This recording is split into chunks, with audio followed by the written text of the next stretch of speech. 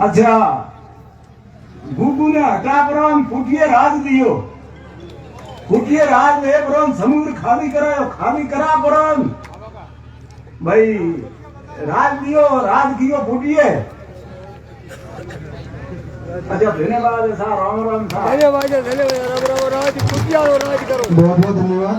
अब ग्राम बिलोगतरा नवात्रा जयपाल से जेठाराम जी, दादूराम जी, इंदिराराम जी, ईश्वर कुमार, रमेश कुमार, खेताराम जी, कमलाराम जी, लखाराम जी, धर्माराम जी, लांगाराम जी, हीराराम जी, खेताराम जी, इंदिराराम जी, रमेश कुमार समस्त कार्यकर्ता 5 गाड़ी लेके यहाँ पधारे हैं और अपनी पूरी टीम के साथ उनका हार्दिक स्वागत और अभिनंदन, जोरदार उनका तालियों के साथ स्वागत किया जाए। अपने अगली कड़ी में मग्गासा डेर क्षेत्र से नेमाराम जी धंधे, मांगलाल जी भोजिया, जोगाराम महाराज, मोहन जी महाराज, भूराराम धंधे क्षेत्र, चेतनराम धंधे क्षेत्र, बारूराम जी धंधे क्षेत्र, जेताराम जी धंधे क्षेत्र, ये अपनी टीम के साथ पधारे हैं। इनका भी हार्दिक स्वागत और अभिनंदन, जोरदार उनका तालियों के साथ स्वागत किया जाए। अब मैं अगली कड़ी में बीजरार से प्रकाश श्री गोस्वामी की टीम और नेमीचंद जाकर पोसार की पूरी टीम यहाँ पधारी है, उनका हार्दिक स्वागत है, अभिनंदन, जोरदार तालियों के साथ स्वागत करें। तालियों में कंजूसी न बरतें क्योंकि यह 3 टीमें हैं, कांग्रेस, भाजपा और आरएलपी, तीनों टीमों का जब संगम है तो तालियों में फिर कमी क्यों। बहुत बहुत धन्यवाद। धन्यवाद। उद्बोधन की अगली कड़ी में मेरा निवेदन रहेगा कमालुद्दीन जी से। ये एआईएमएम के जिलाध्यक्ष हैं।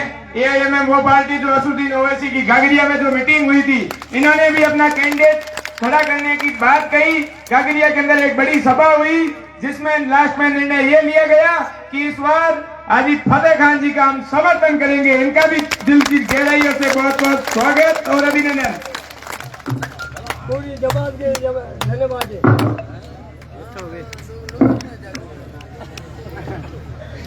दूर दूर से पधारने वाले तमाम बुजुर्गों, नौजवान भाइयों, सबको सलाम, नमस्ते। आज की चुनावी सभा में मंच पर मंचासीन हमारी इलाके के समस्त नेतागण और नेताओं को नेता बनाने वाले नीचे जाजम पर विराजमान समस्त जनता, आपने काफी देर से मुख्तलिफ वक्ताओं के उद्बोधन सुने होंगे और आप एक बार फिर नया इतिहास लिखने के लिए यहाँ इकट्ठे हुए हैं। आपने सुना होगा, अभी भाई साहब अर्ज कर रहा था कि एमआईएम के लोग घाघरिया में जनसभा करके एक मैसेज देना चाहते थे कि हमें जो इग्नोर किया जा रहा है, हमारे भाईचारे को जो तोड़ा जा रहा है, हमारे आपसी तालमेल को खत्म करने के लिए कुछ नेताओं के हाथ में जो बागडोर आई हुई है, जो किसी कौम का कुछ दर्द नहीं रखते, ऐसे लोगों के हाथ से इस दूरी को निकालना ये हमारा उद्देश्य था। यही घाघरिया की सभा का अक्सर मकसद था। मेरे प्यारे भाइयों, आप सबने देखा होगा, हम आपके बीच में से जन्मे हैं और 1997 से लेकर के आज तक मुख्तलिफ चुनावी सभाएं, चुनावी समीकरण सारे देखते आ रहे हैं। सुख दुख के अलग साथी होते हैं, बिछड़ के चले जाते हैं, लेकिन कभी दुख की घड़ी आती है तो चंद ही कौमें साथ में मिलकर आगे चलती हैं। ये काफी दिनों से देखने को मिलता रहता है। शिव और चौटन की सीट मुसलमान समझते हैं कि हमारी सीट है और पोखरण में विजयी होकर के वही समझते हैं कि पोखरण की सीट मुसलमानों की सीट है। ये बिल्कुल उनकी गलत धारणा है कि कि आपको जिताने के लिए पीछे किसी की बड़ी ताकत होती है, तब आप जीत के आगे बढ़ते हो। और हमने शुरू में अपना आदमी खड़ा करने से पहले यही सोचा था कि आदमी खड़ा करेंगे, 5-25 हजार वोट आगे पीछे करने से फिर वही उन लोगों को फायदा मिल जाएगा कि जब 53,000 वोट तोड़ करके हमारे चाहने वाले भाई भी नाकाम हो गए और जिनको हराना था वही जीत गए, इसलिए हम वो काम दोबारा नहीं करना चाहते।